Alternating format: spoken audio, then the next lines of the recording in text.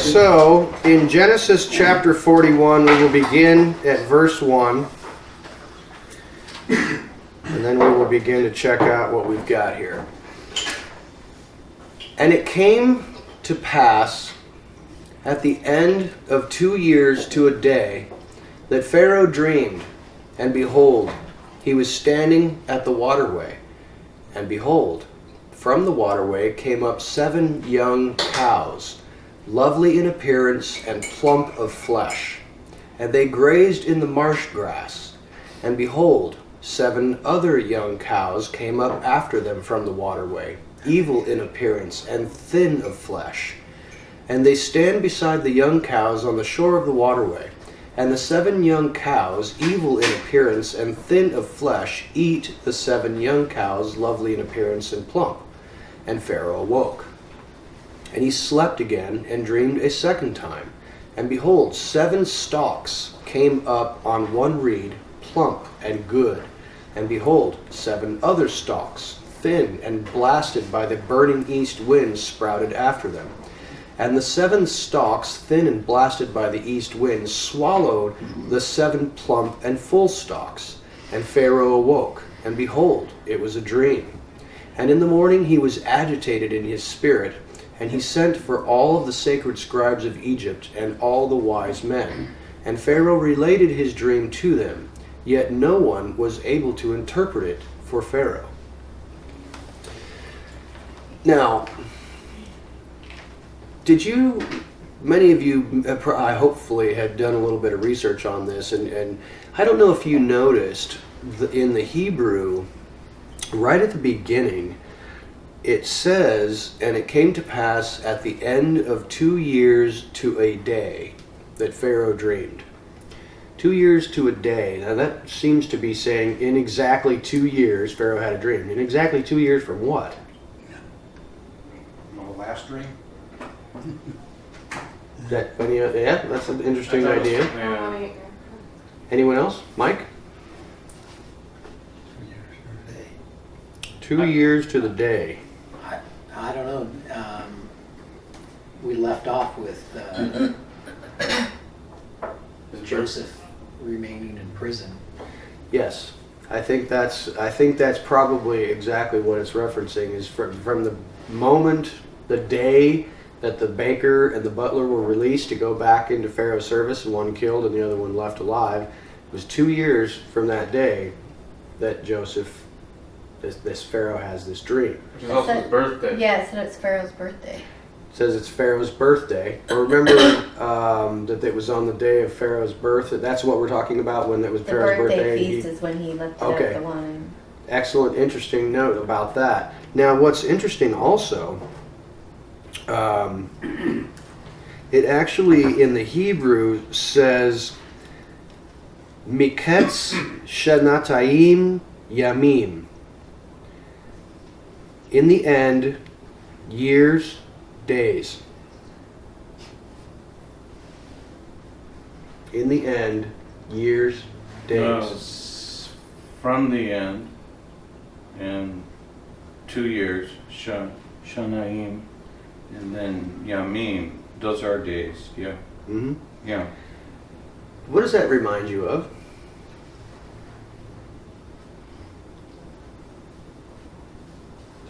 The 2 years, or are we talking about specifically? 2 days, 2 years. What does that make you think of? There are a lot of things that makes me think of. I think about Hosea 6:2. You what? I think about Hosea 6:2, and after 2 days, He will revive us. Yeah. Absolutely. And I already had that note for the dream, the 3 branches, and how the 3 branches were 3 days from previously, so it seems to be connected there too. Yeah, and I think the wording of this is kind of interesting. At the end, it literally says "end" at the end of time. That's the Strong's, of course. Kits at the end. And I also think of how a day is with the Lord is as 1,000 years, and 1,000 years is as a day. And that Joseph was locked up in prison from that time for exactly 2 years. It reminds me of you remember when the disciples and Yeshua were in Jerusalem and they were traveling north, and he said, I need to go through Samaria? Remember that? And he met the woman at the well. And we all know how the Jews felt about the Samaritans, half-breeds, worshiping in a manner that is not approved. But, once this woman at the well has this discussion with Yeshua, what do the people of that town say to Yeshua? He's about to leave, and what do they say? They come out. You mean when they come out? Yeah, they come out, and then they tell the woman, it's no longer because of what you said that we believe that this is the Messiah, but we have heard him for ourselves. And then he gets ready to leave, and what do they say? Well, they want him to spend more time. Stay with us. Stay with us. And does he? For 2 days. 2 days. He stays with them for 2 days. Do you think that's significant in any way? That he goes among the heathen for 2 days? That's the 2,000 years that we're allowed to find salvation. I think it's definitely connected. That somehow here this is prophetically speaking about the time that Joseph is imprisoned for 2 years, the time that Yeshua is hidden from the bulk of Israel, I suppose you could call it, that he went to these Gentiles in Samaria. So it's just interesting that it seems to say in the Hebrew at the end, years, days. It's just a weird phrasing, and I thought it was kind of curious. Well, there's a symbolism there, obviously. Yeah. The one that really cinches it is Hosea chapter 6. Yes, the one that Tracy was talking about. Yeah. Yeah, I like where that it one quite a says, bit. I have struck you, Yet it I says will for heal 2 you. days, and I have torn you. Yep. But on the third day, which is very interesting prophetically, Mm-hmm. we're in the third day. Right. And some people might think, well, wait, we might have missed it or we're off in our calendar, but it says on the third day. So sometime on the third day, he says, I will raise you up to live before me. Yeah. And that's where we are right now. Yeah. I mean, we all anticipate that the return of the Messiah is soon. If you wanted to say, well, if it needs to be, if you go by something like this where it says, and it came to pass at the end of 2 years to the day. Well, what is that, like 2 years to the day from when Yeshua died? 2 days from to 2 years or 2,000 years from the time that he was born? I don't know. The time that he was born, I presume, is already passed. The time that he died is rapidly approaching. If you want to say he died in, 27 AD to 30 AD, I don't know what the scholarship is on that. But, I mean, we're close to that. I mean, that's only 15 years away. Exactly. So that's close, Tracy. I was just reading the Hosea 6:2 in comparison to this first verse. So it happened at the end of 2 years and days, and then here after 2 days he revived us. So he brought Joseph out, revived him, Yeah. and then the third day raised him up, and this is, he goes into power. So I'm wondering if that's some sort of... I absolutely think so. Yeah, absolutely. Yeah, but if we're talking about days or 1,000 years, is that? Yeah, that's in the book of Peter. Right. Well, I'm just saying, if we're in the third day and we're talking about that, there's a lot of years there for us to say that it's close. It could be within 3 centuries from now, close. I suppose you're right. Yeah. I suppose you're right. Except for all the other information. Well, that's true. Regathering of the nation of Israel and the number of years in that That's area. true too. Yeah. Yeah, that's a big... So the morning of Jerusalem. the third day is what we're looking at here, early morning. Yeah, I would assume so.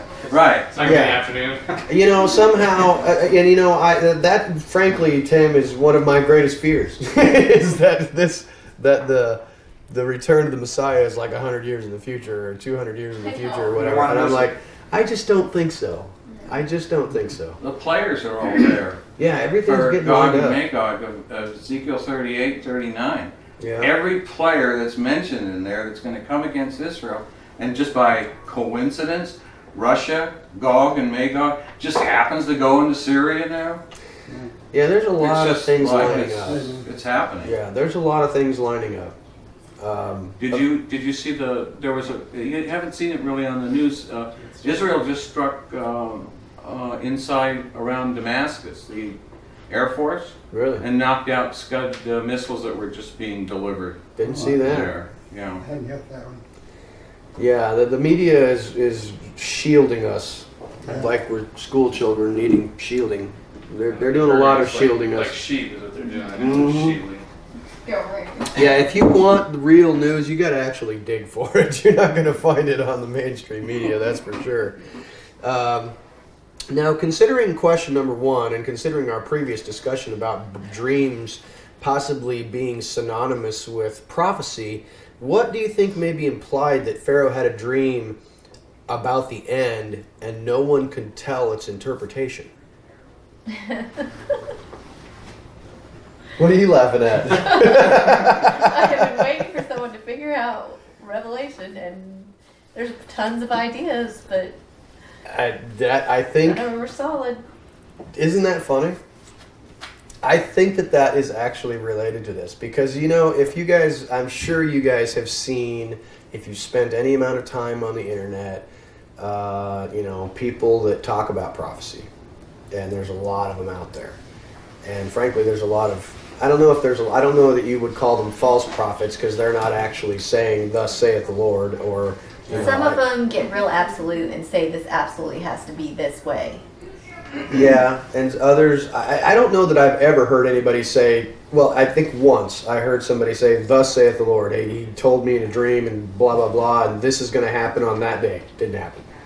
You remember Harold Camping, of course. If anyone says, "Thus saith the Lord," then I know right away it's false. I know what you're going to say. Right, because obviously in Hebrew it says Kol Amar Yahweh, for thus says Yahweh. If they tell you it's in the name of the Lord, well, whoa, wait a minute. I don't know where that's in Scripture. Fair enough. Maybe somebody Fair show enough. us. Might be a limey. Well, I guess it's So what It's part just- of prophecy are you saying this? Sort well, of I'm lines not up with? necessarily suggesting, not yet. I'm getting there. But I'm not necessarily suggesting that this is necessarily tied to prophecy. I'm just looking at the idea that we were talking about last week or the week before when we met, that dreams having to do with prophecy, and that these dreams seem to be of import and by the king, and yet no one can tell you what they mean. But that goes on my next slide. I kind of address this a little bit further, but I think that there are a lot of people speculating right now about where we are in end times and how far in would some people think that we are in the tribulation now. Some people think it's approaching soon. There's rampant speculation, and I don't know that I've not seen anything definitive that lets me know for sure. I don't know. Have you? I don't know that anybody here has. We have lots of ideas, and I know we love sharing our ideas, and I love sharing your ideas with you. But it's just curious to me that no one is able to interpret these dreams. But let me look Well, at. the dream would have to be from Yahweh. Yeah, I think absolutely. Okay, number one, it couldn't be coming from somebody else because obviously True. the one who interprets it is an Eved of Yahweh or a servant of Yahweh, meaning Yosef. So Yeah. It seems clear from the. that's why they couldn't interpret it, because they were serving other Elohim. Mm-hmm. They were worshiping and serving other mighty ones. It's a good idea. Yeah. Yeah. I like that. Let's dig a little bit deeper.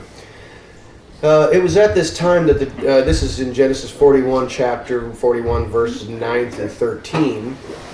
It says, "And the chief of the cupbearers spoke to Pharaoh, saying, I am reminded of my sin today. Pharaoh was wroth with his servants and gave us in ward in the house of the chief of the executioners, me and the chief of the bakers. And we each dreamed a dream in the same night, he and I.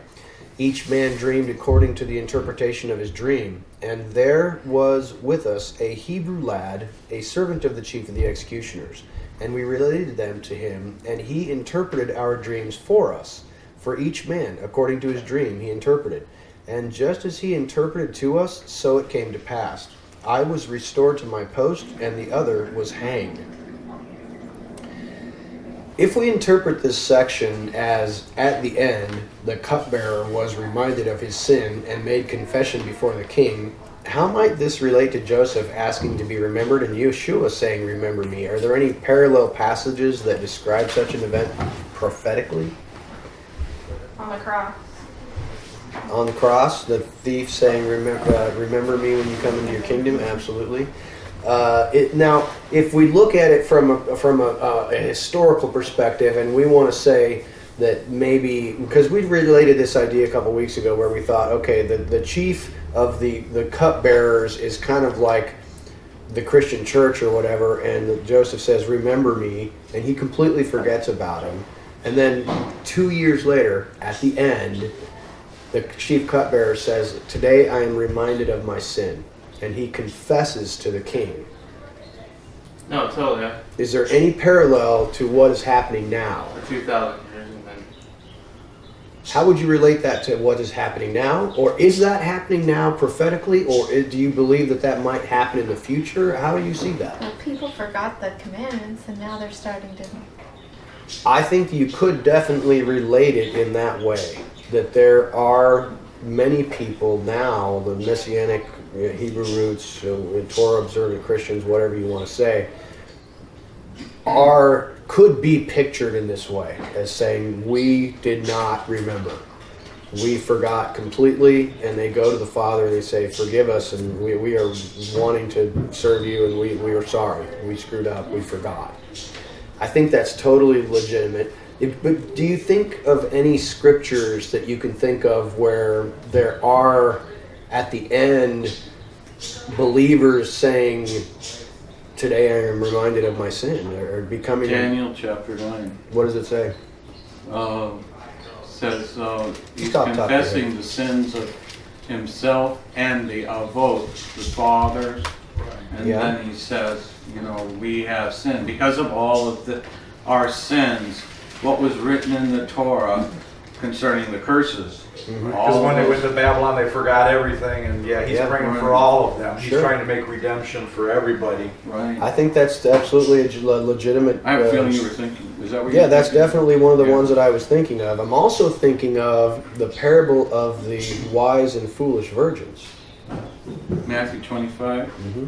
Yes. Excellent. Where they're actually, they are prepared, and some of them are foolish, and some of them are wise, and some of them get, the bridegroom shows up, and they go into the marriage feast, but the others are like, wait, we got to go and we're not ready, we forgot. Well, on that parable, because they're all waiting together. Of course, the wise ones had some extra vessel of oil. Right. But then someone calls out that the bridegroom is here. Now that I always figure, it's like, who's calling this out, okay? Because someone announces the bridegroom is here.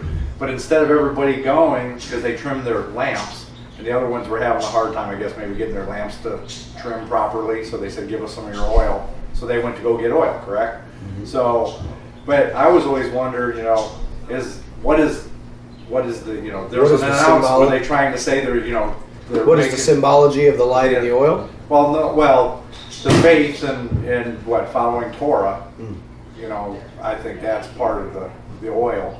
But Yeah. the thing, being wise. Right. But the part of, they're waiting, and then they actually, the unwise ones actually leave, right? Instead of just taking a chance with whatever oil they had. Because you go to leave, and he comes, So there's something that's in the people's lamps. There's the oil that they had enough oil in their lamps. and They didn't need to go to the dealers and buy it, right? So they were able to go in. But the others that didn't have enough oil, they weren't able to go in. So the oil must symbolize something. Yeah. So what does it Right, but symbolize? they took off, they left to go get more oil. Well, they had to go to the sellers of oil in Right, order but to they get didn't more. have the oil that Right, the other right, five they didn't had. have a little, but I'm just saying. So if they had that oil, they probably would have gone in with the other five, don't you think? I certainly would think so. So what is that oil? It's kind of kind of ties into Revelation chapter 12. It just kind of popped into my head, where it talks about where Israel's taken out in the last days into a place of protection. And the enemy comes against Israel in Revelation 12 and tries to destroy them. It says water comes out of his mouth, some great thing that he tries to drown. It's interesting how that relates back to The Red Sea. Egypt and passing through the Red Sea. But Yah protects the children, Bnei Israel, and takes them into a place of protection. And then it says, and the evil one went out to make war and destroy the rest of her brethren who keep the commandments of Yahweh. And hold to the testimony of Yeshua. So again, we have the same parallels all the way through. Yeah. Oh yeah, very consistent. Yeah. Yeah, I think it's interesting. Now, have you guys actually, have any of you seen the teaching on 119 Ministries regarding the foolish and wise? No, it's pretty good. I thought it was pretty good, and I think their explanation of what is the light and what is the oil is a very good instruction. Tracy? There was one parallel that wasn't mentioned in that video that I found that I thought was pretty interesting. In Song of Solomon, it says your name is as oil poured out, and that word oil is the same as olive oil. Mm-hmm. Therefore, the virgins love you. And Mm. so that just made me go, oh, and what is his name? We go to Revelation, his name is called the Word of God. Yeah. So that's my connection. Also in Zechariah 4 with the vision with the oil. Oh, olive the trees. lamps and the Yeah. light. Two witnesses and Yeah. Two witnesses. Yeah. That Yeah. whole vision, he says, this is the word to Zerubbabel, not by might, not by power, but by my spirit, says Yehovah of hosts. So I think it has to do with the word and the spirit somehow Yeah. being in our vessel Yeah. and having enough of it stored up so that we can be ready when the bridegroom Yes. comes. We can shine with the light. Right. Yeah. Psalm absolutely. 119. Absolutely. Psalm 119. I can't remember the exact verse. I think it's around 115 or so, where it says that song that Amy Grant sings, Your word is a "Light into my feet." And Yeah. Great ideas. Great ideas. Does anyone have anything else they want to share on this slide before I move to the I next? have a question about something. I don't know. Yeah. When I first read this, I thought it was interesting how at 9 there he says, then the chief butler spoke to Pharaoh saying, I remember my faults this day. And then he doesn't say you were angry. He says when Pharaoh was angry. And when I first read that, I was like, so is it a different Pharaoh that we're talking about? And I go back and look at it, and is that just lost in translation? Or No, I think it's just it's a way of respectfully speaking to the Pharaoh, Right, I saying can it's see- not I going to can see say it being that. you were angry with us. It's like Pharaoh was angry with us. You speak about him in the third person, in the royal we, if you will. Yeah. So I think that's a good question, but yeah. So were they? I'm just curious. Were they? Is that how they? Was that customer? That's how they spoke. They never addressed it, Yes, I guess, think they that's were quite. always- If you read Shakespeare, even in those days, that's the royal we. It's divine right. Okay. Absolutely. Okay, so now we're in Genesis 41:14 through 24, and it says, "And Pharaoh sent and called for this Joseph, and they hurried him from the pit. And he shaved and changed his garments and came to Pharaoh. And Pharaoh said to Joseph, A dream I have dreamt, and there is no one to interpret it. And I hear about you that if you hear a dream, you can interpret it. And Joseph answered Pharaoh, saying, Apart from Elohim, there is no answer for the welfare of Pharaoh. And Pharaoh spoke to Joseph, saying, In my dream, behold, I was standing on the shore of the waterway, and behold, from the waterway came up 7 young cows, plump of flesh and lovely of shape, and they were grazing in the marsh grass. And behold, 7 other young cows came up from the waterway after them, poor and exceedingly evil in shape, and emaciated of flesh, zombie cows. I have never seen such cows in all the land of Egypt, so evil. And the 7 emaciated and evil young cows ate the first 7 lovely and plump young cows, and yet entering their bellies, none would have known that they had come into their bellies, as their appearance was evil just as the beginning. And I then awoke, and I slept again, and saw again in my dream, and behold, 7 stalks came up on one reed, full and good, And behold, 7 other stalks, puny, thin, and blasted by the burning east wind, sprouted after them. And the 7 thin stalks swallowed up the others. And I related my dreams to the sacred scribes, and there is no one to tell me what it is. So this is basically a retelling of the dream to Joseph. But what do you think is meant by Joseph's response, without God there is no help for you?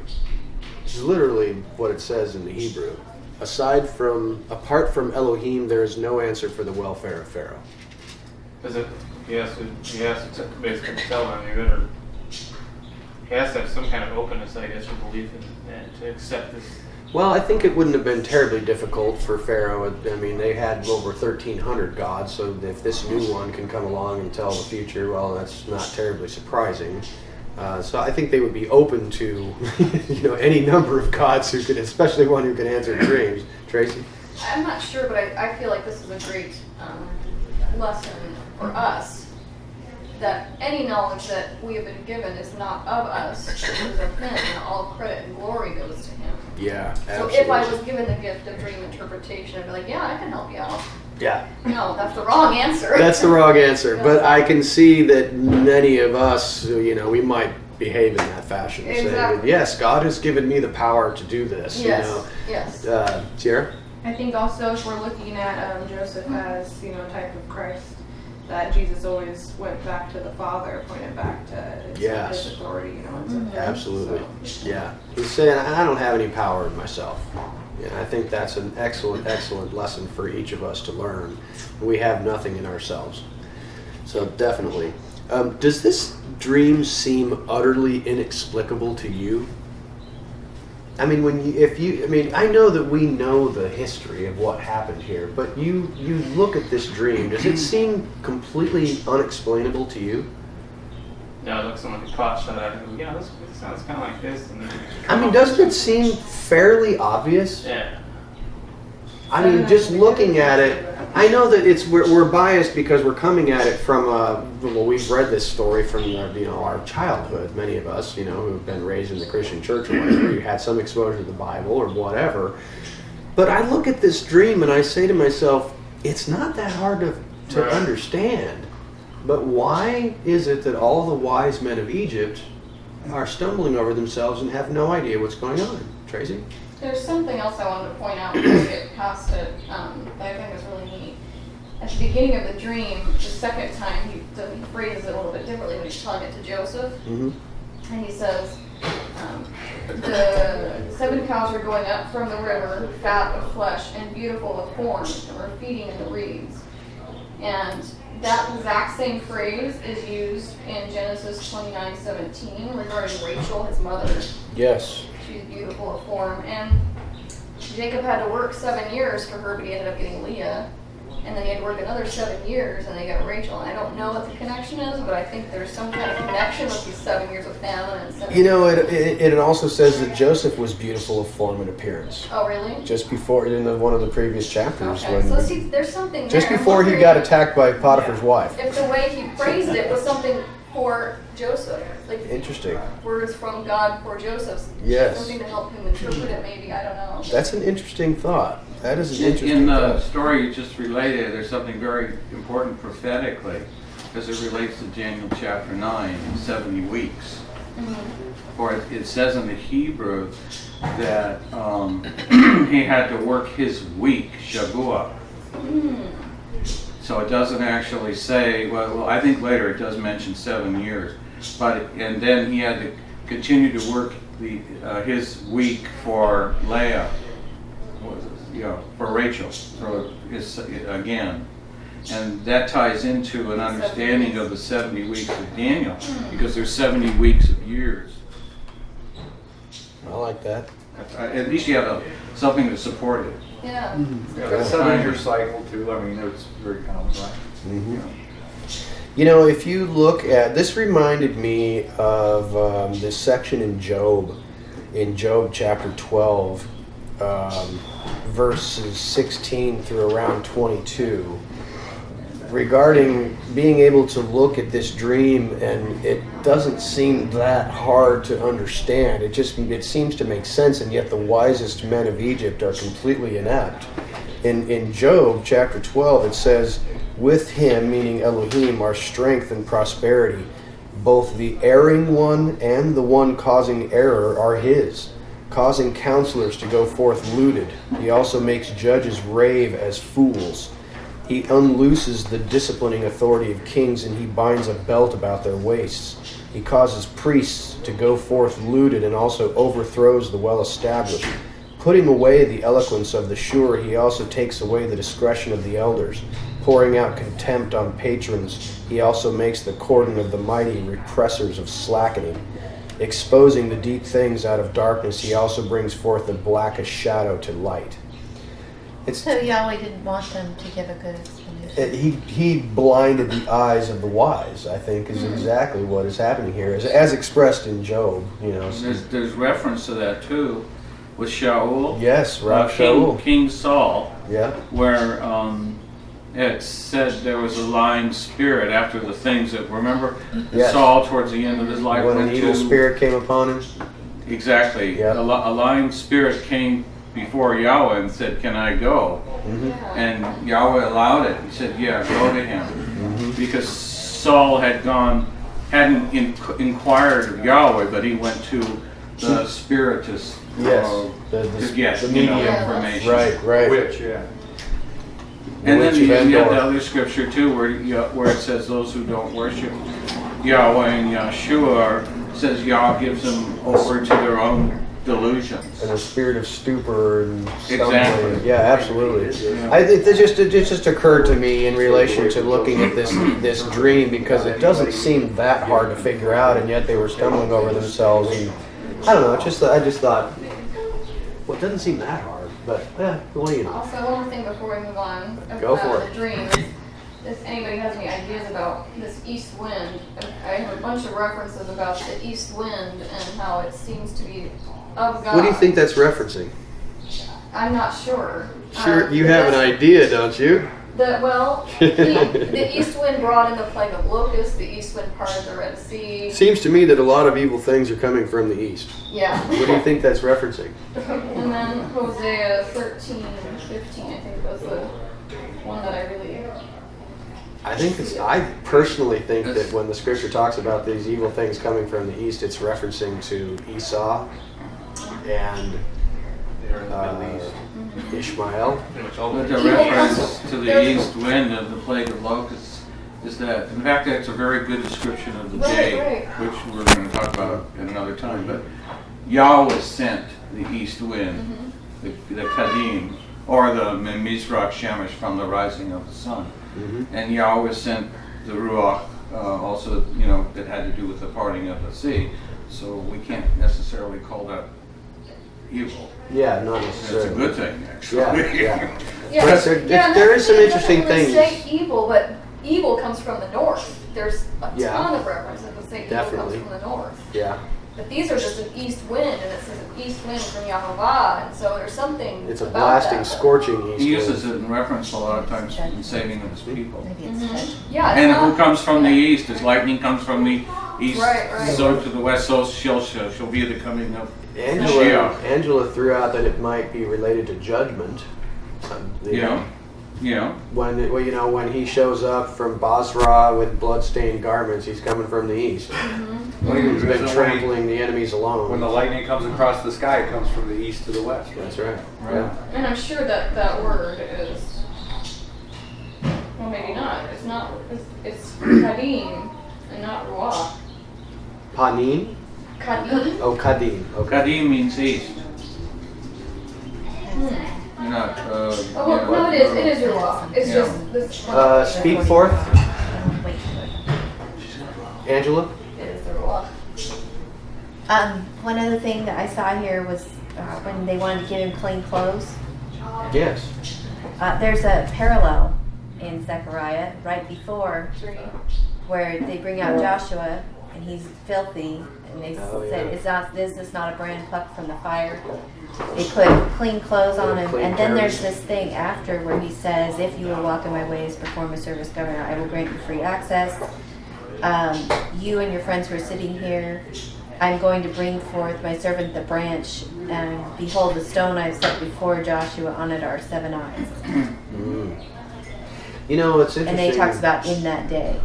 It's interesting that you talk about the 7 eyes, and I relate that to the 7 spirits of God, and that does anyone know what the 7 spirits of God are? There's wisdom, might, understanding. Counsel, did you know that in relation to that, it happens in this story as well? Does. Well, when Joseph gives the interpretation and suggests to Pharaoh what he should do, Pharaoh makes those comments about him. There is no one as wise and discerning as you are. Those are 2 of the 7 spirits of Elohim. So I thought that was an interesting connection, and we'll get there in just a moment. Anyone else, anything regarding this? We'll move forward. 2 Thessalonians also talks about people receiving this error of when they haven't found a love for the truth, kind of this blindness. Yeah, where he says, and in all deceit of unrighteousness in those being lost because they did not receive the love of the truth in order for them to be saved. Mm-hmm. And because of this, God will send them a working error, a deluding spirit, the lie. Yes. That they may all be judged, those not believing the truth. Yeah.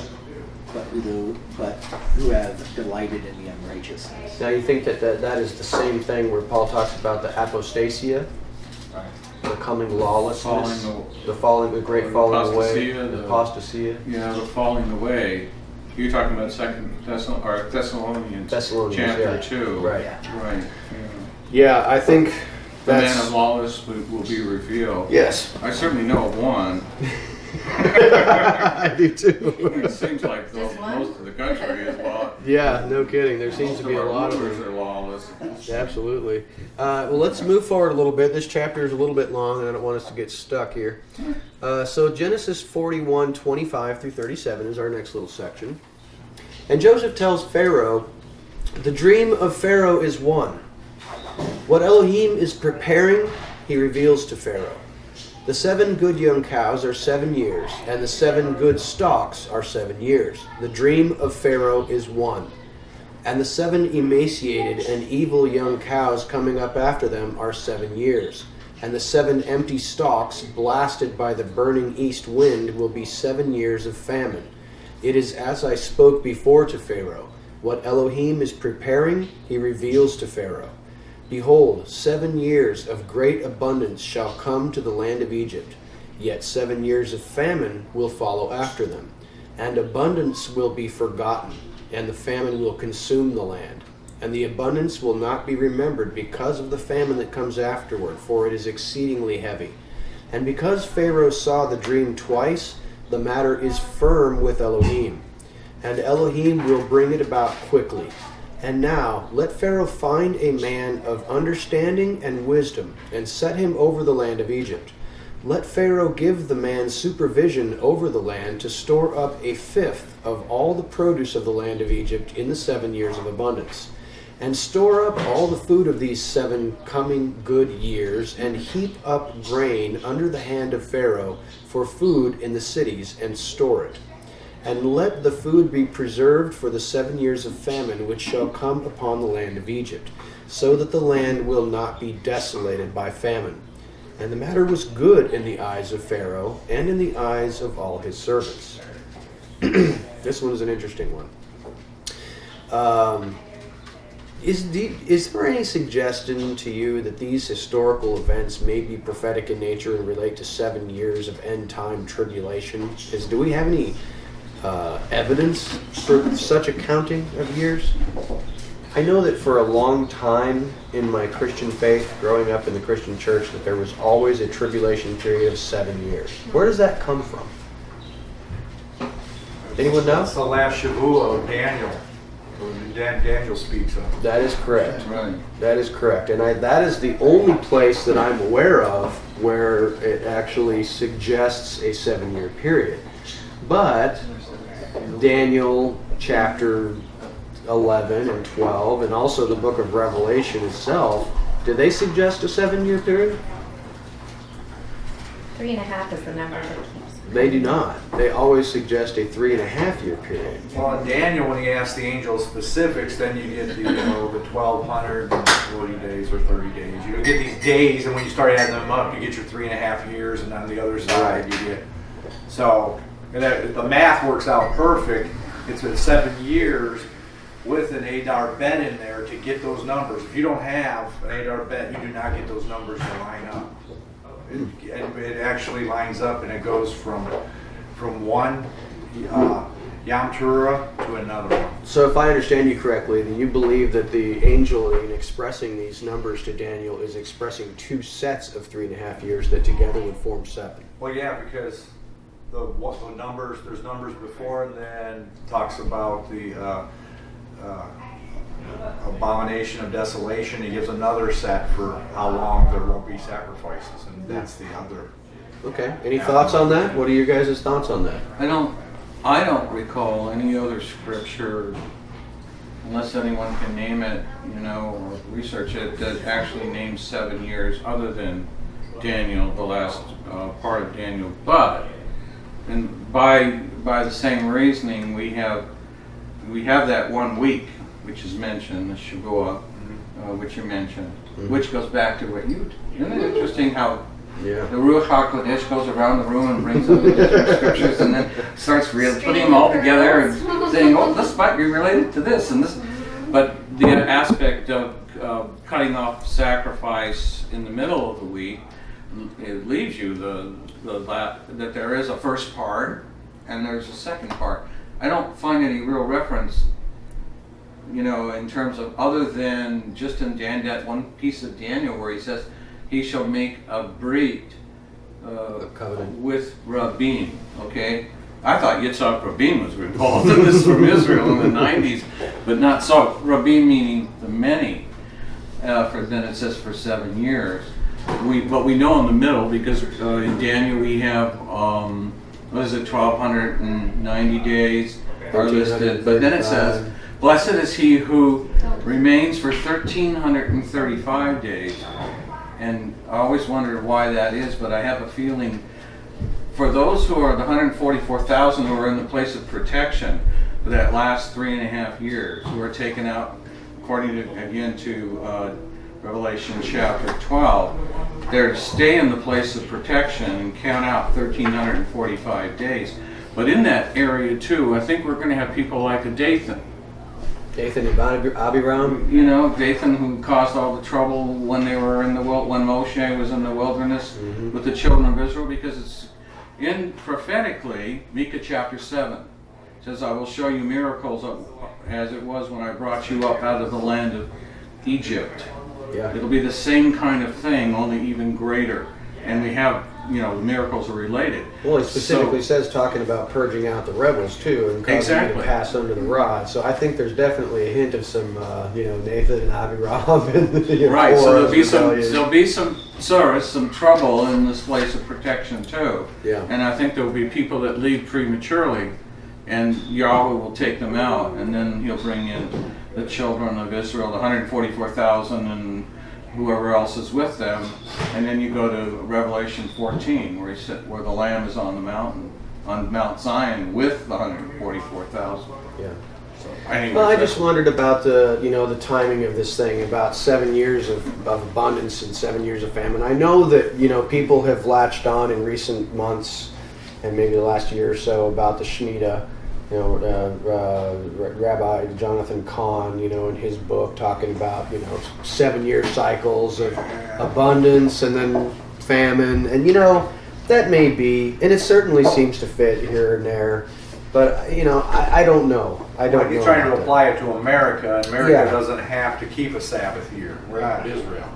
Fair enough. Yeah, but the Shemitah year, if you take it from, I have a paper where I counted out, I spent a whole bunch of time counting out all these years, but I believe from the time of Jerusalem, June 6, 1967, if you count out from there, All of a sudden, you're starting fresh and counting From years that time. to calculate the Shemitah, because no one really knew where we lost it, you know, Yeah. when it actually falls. well, it's speculation. Right. Okay, but it's interesting because of what the numbers are. This is the 49th year from that time. But if you go back to 1948, when they became a country again. Right. The Nation, key yeah. to prophecy That's true. is not so much the land of Israel, but Jerusalem. Everything of prophecy is centered there, from Jerusalem. So the aspect of the Shemitah year, I think that's why a lot of people are thinking that. So we're in the 49th year, which is the Shemitah year, or when you blow the shofar during the time of Sukkot. Yeah.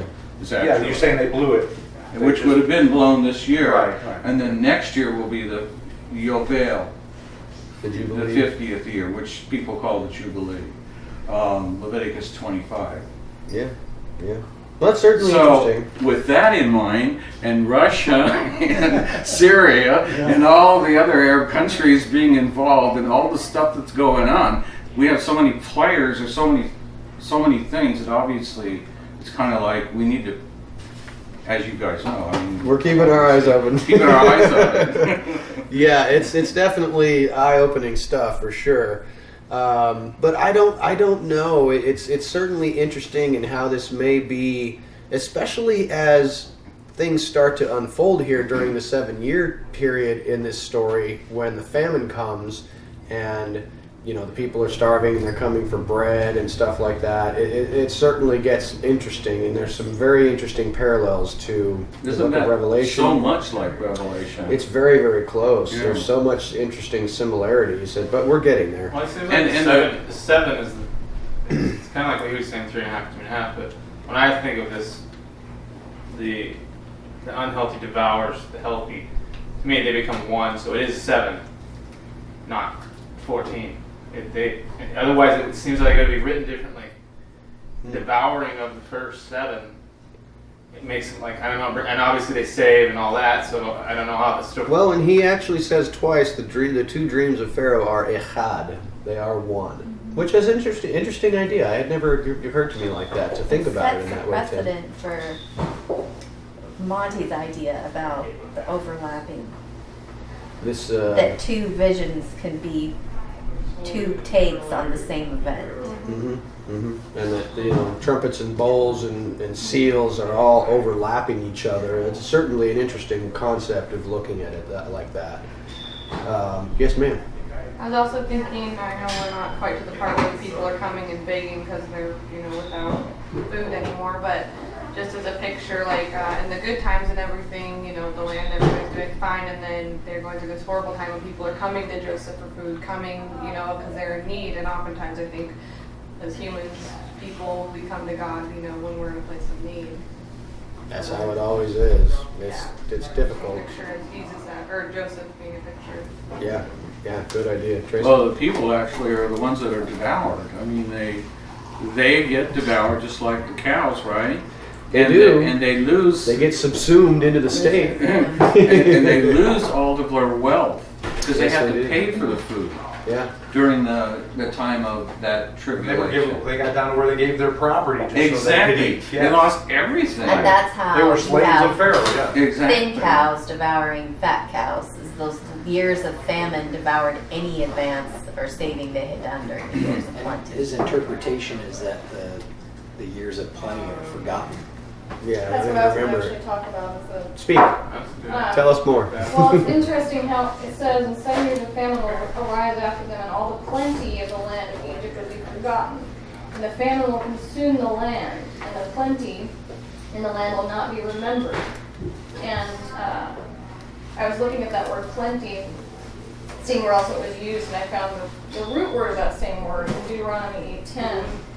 That says, "When you have eaten and you are full, then you will bless Yehovah your God for the good land which he has given you. Beware that you forget not Yehovah your God in not keeping his commandments and his judgments and his statutes which I command you this day, lest when you have eaten and are full and have built goodly houses and dwelt in them, And when your herds and flocks multiply, and the silver and gold is multiplied, and all you have is multiplied, then your heart be lifted up, and you forget Yehovah your God, which brought you forth out of the land of Egypt from the house of bondage, who led you through the great and terrible wilderness, fiery serpents and scorpions, and all those things he did, who fed you manna in the wilderness, which your fathers knew not, that he might humble you and prove you to do the good at the latter end. And you say in your heart, my power has gotten me what I have. But you shall remember Yehovah your God, for he has given you power to get wealth, that he may establish his covenant, which he sware unto your fathers in that day. And then he says, if it shall be that you forget Yehovah your God, and walk after other gods and worship them, and testify against this day that you shall perish, the nation which Yehovah destroys before your face, so you shall perish, because you would not be obedient unto the voice of Yehovah your God. And I just see like a really big parallel with this vision and where we are now even. It's like he's saying the good will be forgotten. What scripture was that? That's Deuteronomy 8, Yeah. 10 to 20. Absolutely. And interesting, in fact, that this comes before Deuteronomy 8. I mean, this is before any of that happens. So it's a foreshadowing, I suppose you could say. And it's definitely true. I know it's true in the historical record. If you look at the Kings and the Chronicles, that is, our history. Our people have a history of behaving in that way. And Elohim blesses you above and beyond what you could have imagined, and you forget. It happens to me. It happens to me all the time. The famine, and that's the famine in Amos 8 that talks about the famine of hearing the word. Yes. You forgot him, you forgot the plenty, and now you have nothing, you do not have the word. And I think that bringing famine is a wonderful tool that the Father uses to get us to pay attention. And I think that this is so applicable to our own lives, that the Father will allow famine into your life to get you to pay attention, because He blesses the work of your hands, and you get high and mighty and thinking everything's going fine. And that's how I always do it, is say, hey, thanks, man, I got it from here. And I go walking along without a co-pilot. But the purpose here of the famine, if I could jump ahead, Please, go ahead. I know y'all want to jump ahead. Go ahead. is to bring the 10 brothers back, To bring the 10 brothers back is... which is Remember, Joseph will actually say that Elohim intended this for a reason. So that's absolutely to reunite the sons of Jacob. And that's all. And I think we also need to remember that too, and that's a huge part of it, is that whatever's going on in the world is for the Father's purpose for His people. Anything else is just incidental. Frankly, if you think There's a lot of fodder out there. there's a lot of fodder out there, incidental stuff. You don't worship him, what is he doesn't really have that much care for you. You're not a Exactly. treasured You're not a treasured possession. Yeah, absolutely. A segula. But you are. That the Father is orchestrating these things for your benefit and for the benefit of your brothers and sisters who are scattered all over the planet. So in this time, we can see it in that regard. Joseph certainly does. Let's move forward just a little bit. Genesis 41, 38 through 45. And as Pharaoh speaks to his servants, will we find one like this man who has the spirit of Elohim in him? And Pharaoh speaks to Joseph. After Elohim has made known all this to you, there is no one as understanding and wise as you. You shall be over my household, and at your bidding all my people shall bear weapons. But on the throne I will be greater than you. And Pharaoh said to Joseph, see, today I have given you to be over all the land of Egypt. And Pharaoh took off his signet ring and put it on the hand of Joseph. And he clothed him in garments of shining linen, and placed a knitted collar of gold on his neck, and has him ride in the second chariot. And before him they call, Kneel. And he gives him to be over all the land of Egypt. And Pharaoh spoke to Joseph, I am Pharaoh, and apart from you shall no man raise his hand or his foot in all the land of Egypt. And Pharaoh called Joseph's name Zaphnath-Paneah. And he gave him Asenath, daughter of Potipharah, priest of On, for a wife. And Joseph went out over the land of Egypt. So this is really a good, significant part here. again, we were talking previously about the 7 spirits of Elohim and comparing this phrase, the spirit of Elohim is in him, in the testimony of Yeshua and the prophets, and he, who is like you, you're full of understanding and wisdom, and the spirit of Elohim is in you. I think this is clearly a tie-in to Yeshua. But if you examine carefully the Genesis 41:40 translation, it literally says, you shall be over my household, and at your bidding my people shall bear weapons. But it literally says in the Hebrew, at your mouth, with your words, my people shall be kissed. Now, I could not find any other translation that translated it like this: at your bidding all my people shall bear weapons. I have no idea why this translation put that there, or what their reasoning was behind that.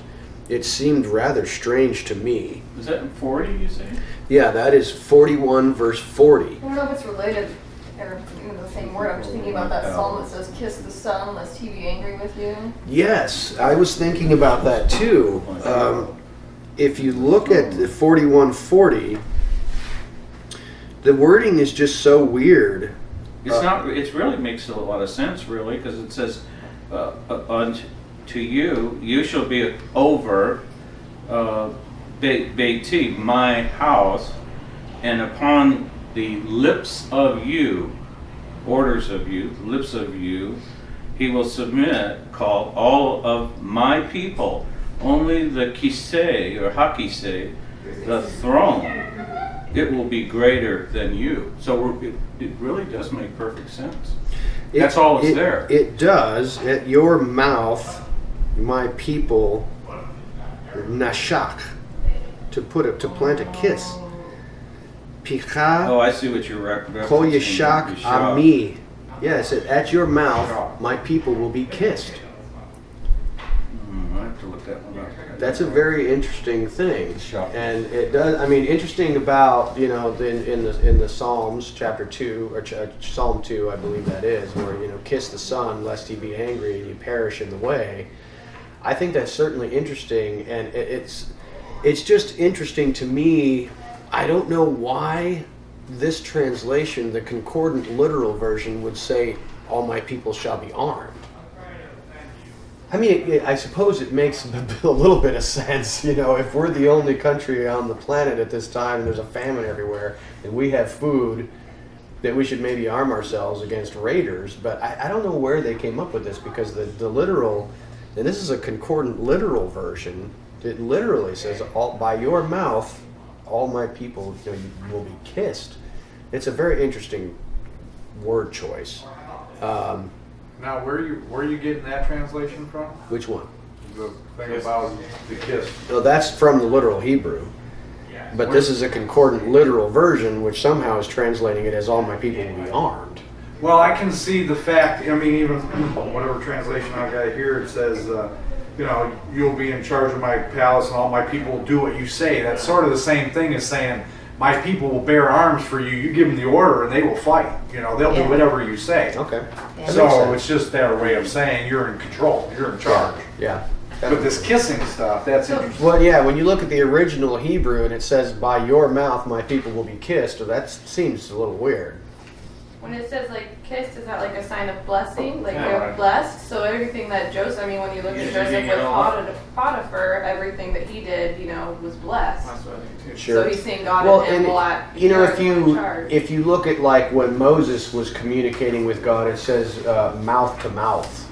God spoke to him mouth to mouth. This shows a certain kind of intimacy, but I don't know what the relationship would be to my people will be guided by the words that come from your mouth, and it's somehow related to a kiss. I don't know, Tracy?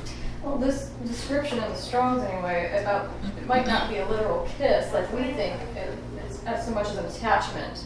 It seems like it's talking about people coming together, Mm-hmm. like a mode of attachment Like there's Intimacy a almost. a kissing closeness kind of. Sure. Like these two books are kissing, you know? I see what you're saying. I don't know what that means. Meaning in like proximity instead of intimacy. That's what it seems to be indicating. Okay. But I don't know what that means. That's an interesting idea.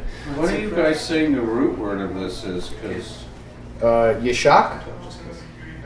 you know, I'm just wondering, because the Yeshua, the Yud part in front of it means he. From the primitive it's root a verb form. nasak, to kindle or burn. Okay, is that what the? That would be the from the primitive root. What's the number on that? H5400. 5400. Okay, let me just take a look. So I'm trying to find the root of it.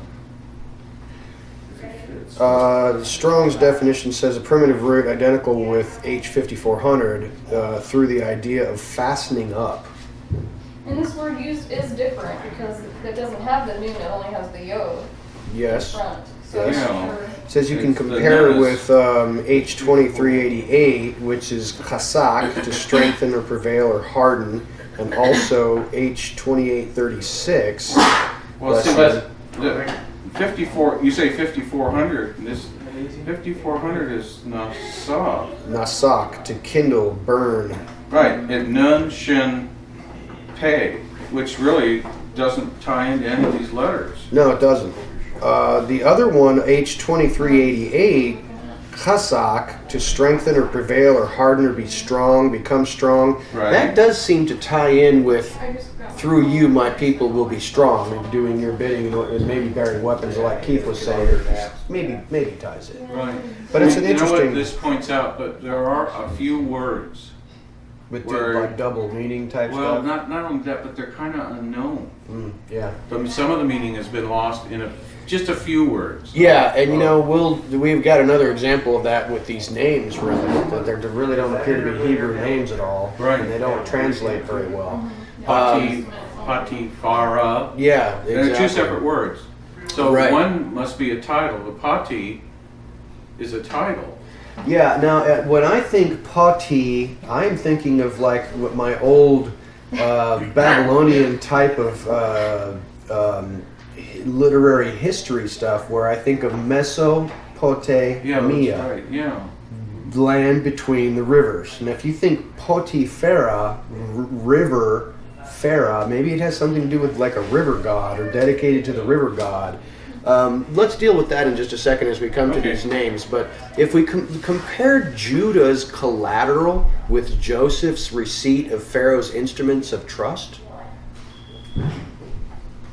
remember that Judah, in our weird little interlude where Judah, in the story of Judah and Tamar, and he gives her the collateral of his signet ring and his staff and his cord, he gives that to this woman who takes advantage of him in a way. But then Joseph is entrusted with very similar instruments. He gives him a signet ring and shining garments of linen and a knitted collar of gold around his neck. Do you see a tie in here?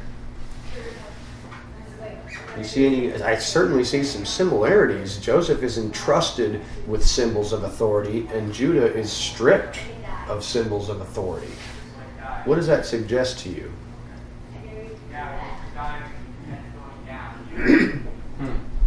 You know, I'll give you something that came to me as I was reading the Mishnah regarding these passages.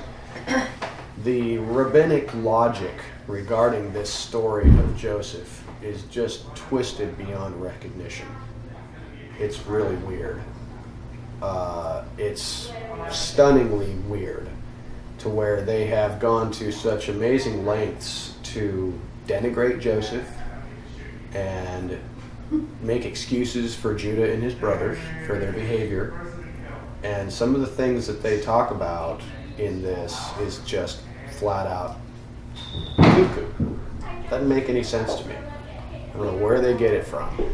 But, you know, if you look at rabbinic tradition, and I don't know how many of you guys have actually, you know, done any studying in the Mishnah or the Talmud or the Zohar or whatever, the Agada, it's just some of the stuff is so weird, and I've mentioned this to you before, that you can find some really interesting nuggets that make good logical sense and you can see the connections. But looking at the rabbinic lore regarding these scriptures is very strange and unusual. And to me, you ever heard of Sinai Indaba? This is a Torah conference that our Jewish brothers put on every year. And they hold it all around the world. This last one in 2014 or 2015 was in South Africa, in Johannesburg.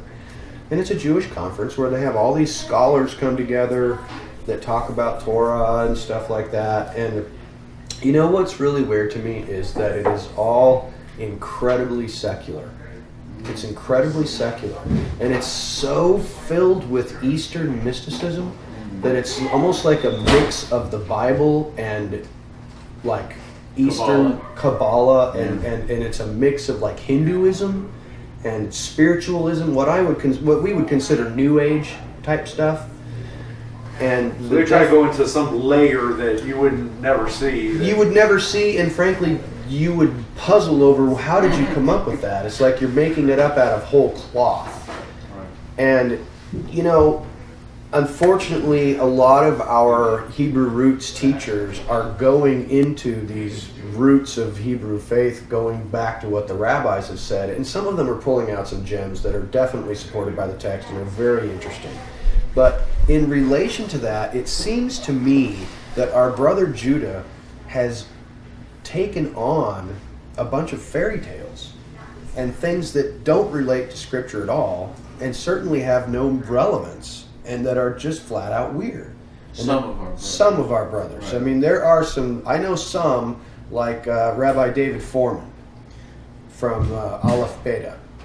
Fabulous instructional stuff that really seems to fit in a lot of cases, but even he sometimes will throw out our rabbis taught us, and it's just some weird, out of the blue stuff that doesn't make any sense. And I'm relating this to this blindness that Paul talked about in Romans chapter 11, that blindness in part has come upon our brothers, and that they seem to have lost the true meaning of the Torah, and it is appraised with spiritual eyes, and you know what I'm saying?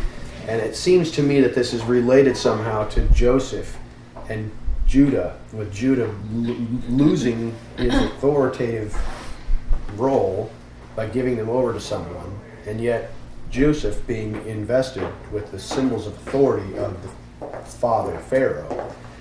Just a weird idea that I had. Tracy? Well, I don't know if you said anything about this, but it's Judah as a lawgiver until Shiloh comes, which represents Messiah. And then Paul also says the veil remains over their eyes until this day, in the reading of Moses, because in Messiah that veil is taken away. Yeah. So they're reading, that's how what I consider anyways, when they don't see it clearly. They're seeing it through the veil, and the veil is flesh. Right. They're not Right. seeing it in the spirit. Yeah, you know, when I was watching some of these videos of Sinai Indaba, there were literally 2 or 3 rabbis who were talking about how the book of Genesis works perfectly with evolution. I'm thinking, that is the strangest thing I've ever heard. It was And really, they make sense to people because they appeal to the flesh. and it's appealing to human wisdom and logic, and they Well, the evolution actually copies Bereshit or Genesis. Oh, I totally and agree. follows the order of it, but that's about it. That's totally, I agree. But it was just stunning to me to hear rabbinic sages, Torah teachers, trying to fit. It's what they're trying to do. It seemed to me was fit in modern, rationalism, postmodern thinking in with the Torah, which the two do not go together very well. If you want to shoehorn them in, you certainly can. But it was just weird to me that here were noted rabbis of the 21st century trying to shoehorn how the Torah and evolution work together. I'm like, that's just weird. Just very strange. Anyway, note the similarity between Joseph and Yeshua and kneeling. I think that's a pretty obvious one. And all knees shall bow. They call before him as he's going in the chariot, kneel! And everyone kneels. It's just like it says about Yeshua, all knees will bow to him. Oh, we have fireworks. Or Muslims, one or the other. Now, taking note of these names, do they suggest anything to you? Like Joseph's name, which he is given, is Asenath Paneah, which is interesting because if you look in Strong's to see what it is trying to translate that as, it actually says, the God speaks, he lives. Is that weird? That Pharaoh calls Joseph, the God speaks, he lives. That is a very strange interpretation. Maybe that's what their conversation was when he first talked to him. He told him flat out, I'm talking to you. It's not me saying it. I mean, it makes sense to me, but if you look at a like Morphix, which was that online current modern Hebrew dictionary, and you take those two words, Asenath, Paneah, and you plug them in, it means conceal, interpret. Conceal, interpret. Yeah, that's good to be concealed or dissolve or interpret. Isn't that weird? That Pharaoh named him either the God speaks, he lives, or conceal, interpret. It's very fascinating. Very fascinating. Both of which seem to apply pretty well to Joseph in this situation. Asenath, go ahead. Oh, I'm sorry. Go ahead. Oh, Asenath, his wife, apparently is meaning belonging to Neith, which is an Egyptian goddess of war. Now, the rabbis have puzzled about this, and I looked at some of their works in this regard, and they say, how could Joseph wed and have children with this Egyptian priestess of some foreign god? And of course, they have suggested that Pharaoh married him off to this woman, and he, out of respect, married her, but he would not engage in any marital relations with her. And she desired him so much that she gave up her foreign gods and became like Ruth. Your people will be my people, and your father will be my father, and your God will be my God. And that's certainly an interesting story. The text doesn't seem to suggest anything like that, but could it have happened? I suppose so. That this priestess of On, renounced her Egyptian gods and became a follower of the God of Joseph, and that's certainly possible. Is this City of Surprise doing this? Yeah, the stadium's right there.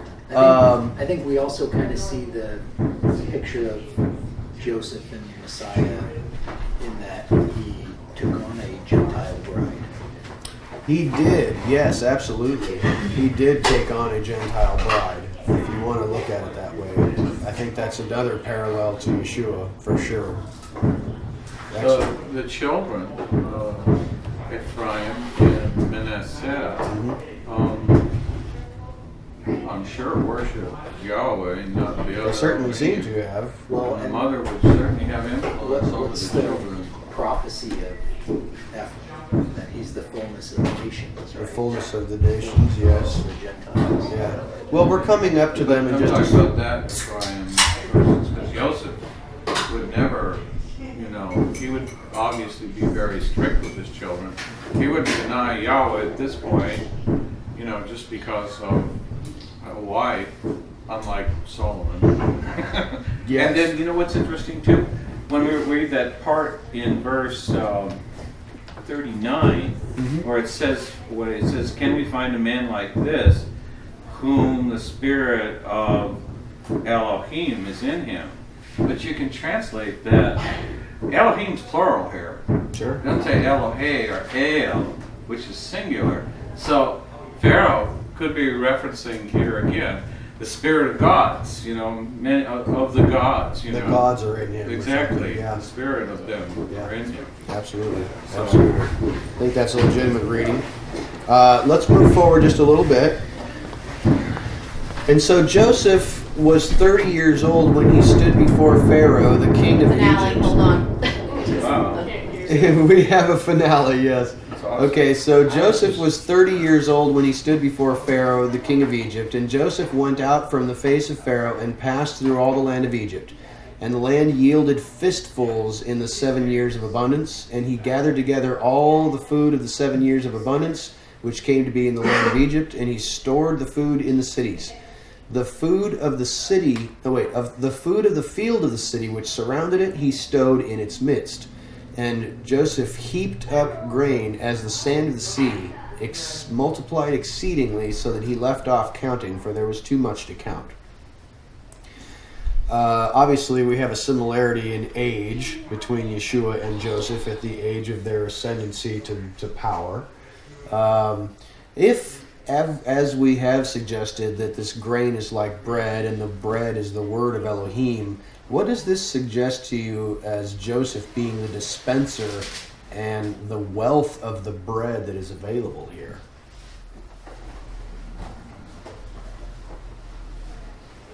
Well, it was through him that you got the bread. You got to go through him to get the bread. Same thing, you go to Yeshua to get the bread. You go to Yeshua to get the bread, and now how much does he have? Unlimited. Unlimited bread. So I like that one. And so now verses 50 through 57.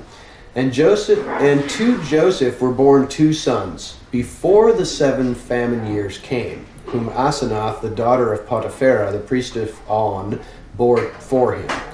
And Joseph called the name of the firstborn Manasseh, for Elohim makes me oblivious to all my toil and all my father's household. And in the name of the second he called Ephraim, for Elohim makes me fruitful in the land of my humiliation. And the 7 years of abundance concluded, which came to be in the land of Egypt. And the 7 years of famine began, and Joseph, as Joseph had said, and famine came in all the lands. Yet in all the land of Egypt there was bread.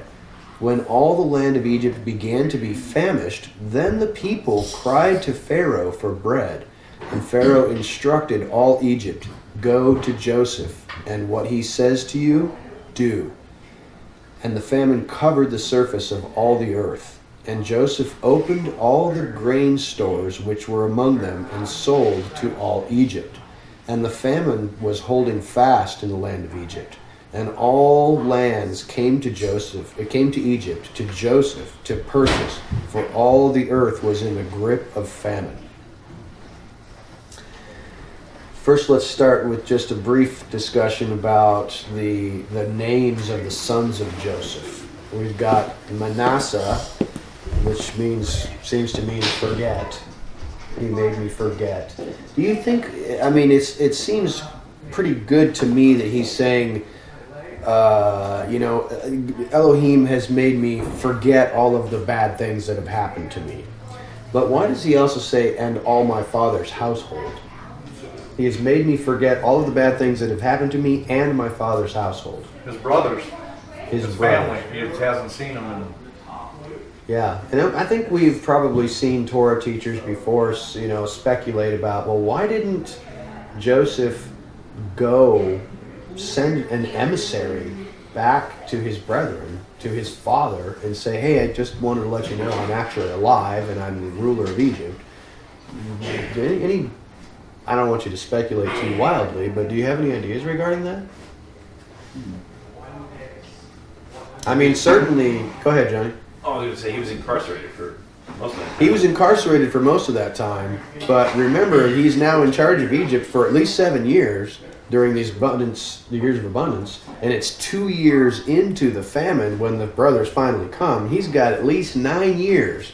I think he was instructed by Elohim to wait.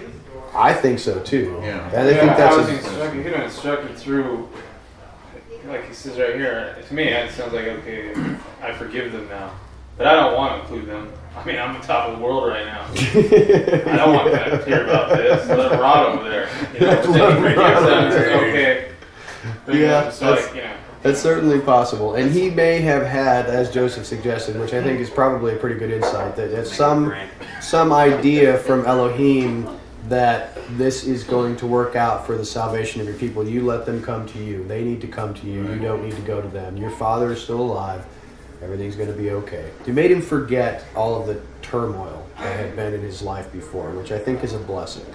And of course, Ephraim, that is a mystery all in itself, where, you know, a literal translation in a lot of cases seems to suggest Ephraim is like the fullness of the Gentiles, and which comes at the end of the book of Bereshit, of Genesis, where it talks, you know, where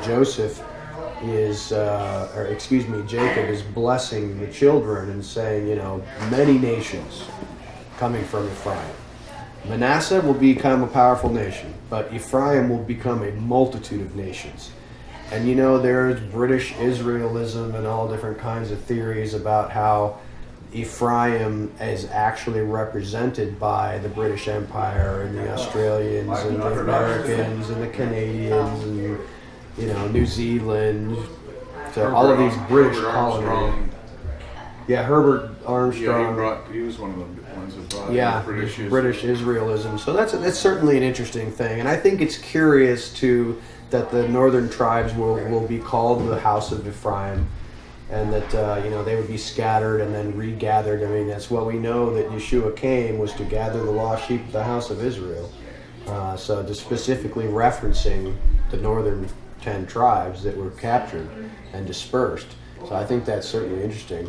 Now, Ezra mentioned regarding bread in the previous slide, what do we make of the famine of bread that now comes? So I know that Mike and I had been discussing this week. There's now a famine of bread. And I think that you mentioned it earlier, Tracy, that perhaps we have a, you know, like as was in one of the prophets, was that Hosea? Amos. Or Amos, okay. Yeah, talking about that there's a famine for the word. Hearing the word. Hearing the word. I think I was talking to Mike about that too. I mean, yes, there was a period of time when they took the Bibles away and people couldn't read Bibles and whatnot, but I think as it applies spiritually is really hearing it with your spiritual ears. Hearing. There's a famine for really hearing the word, Yeah. the true word. Yeah, it's not like in medieval times, you know, before the inventing of the printing press, where they only had a couple Bibles in Latin, and you know, the priests couldn't even read them. But now there's a Bible in every house, but nobody reads it. Right. And if they do read it, it seems like they don't get it. They don't hear it. And it's just like Moses says, you know, to this day, Yehovah has not given you an ear to hear, and eyes to see, and a heart to understand. And I think that is still applicable today. But it's starting to loosen up, in my And I own think opinion. the reason, he says, because of the traditions of man. Yes. Teaching traditions of man, teaching me Yep. by tradition. Yep, You're not absolutely. here unless you stop doing that. Yeah, absolutely. And I think, folks, that is it. We have come to the end of that section. That's a big section. Yes, go ahead. I just think it's neat. Another comparison to Messiah is when Pharaoh said to all of Egypt, "Go to Joseph, what he says to you do." And that's almost exactly what Messiah's mom says right before, whatever. Says right before he does his first miracle of the water into the wine. Yeah. So whatever he tells you to do. Yeah, excellent parallel. Yeah. I think this dream sequence here is the first one where you get the actual verbiage where he says, you know, he sent it to you twice so that this can be established. By two witnesses. Right. And I think as you look back on the previous dreams, you see the same thing happening. Yeah. You've got these sets of witnesses. Yeah. Well, it's just like the Torah will teach us in the next, you know, book. It's everything must be established by 2 or 3 witnesses, and I mean these double dreams are certainly double witnesses that are testifying. I think there's more to that too. If we look a little deeper, I was trying to figure out how does he know it's years, as opposed to the branches that were days. Like, how does he know that? So I was thinking about it, going, okay, these two dreams are witness to one another. The cows were first, but then the ears were second. And ears kind of symbolize crops and the yearly cycle. Mm-hmm. So I think perhaps that was a witness to this dream to show him it was a year. I was just trying to think about that and how the two dreams must interpret each other, you know, to give another key piece to whatever. And the fact that twice he said the dreams are one. Right. So he was tying them together. He mentioned it twice. It happened twice. He mentions it twice. I think that's not insignificant for sure. Yeah. I think it's interesting that 30 years old. We know Yeshua says began his ministry at 30. The significance of that is as being a Levite, they began their priesthood when they were 30 years old to minister. And here we see Joseph as a minister, basically. Sure. And David was king at 30. So it's another child to Messiah as well. Yeah. Now, I didn't reach any wisdom at all until I was 40. And I'm still struggling. I was not very wise at 30, I can tell you that. Anyone else have anything else for the good of the order? We can wrap it up and do some eating. All right, let's do it.